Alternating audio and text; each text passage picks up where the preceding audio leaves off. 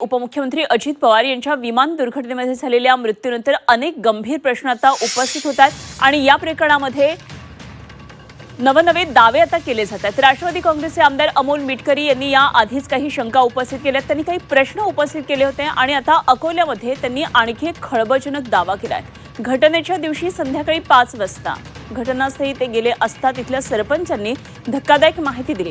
विमानातून कोणीतरी उडी मारण्याचा प्रयत्न करत असल्याचं त्यांनी पाहिलं होतं आणि त्या व्यक्तीला वाचवण्यासाठी आम्ही जात असताना अचानक स्फोट झाला आणि 5 जणांचा दुर्दैवी मृत्यू झाला, असं सरपंचांनी सांगितल्याचा दावा मिटकरी यांनी केलेला आहे।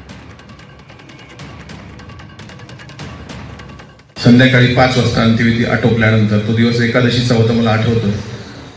तिथली माहिती घेतली, तिथल्या सरपंचांनी असं स्टेटमेंट दिलं होतं की कोणीतरी विमानातून उडी मारण्याची धडपड करत होतं, आम्ही त्याला वाचवायला गेलो तर अचानक स्फोट झाले आणि मग नंतर कळलं 5 मृतदेह त्या ठिकाणी सापडला।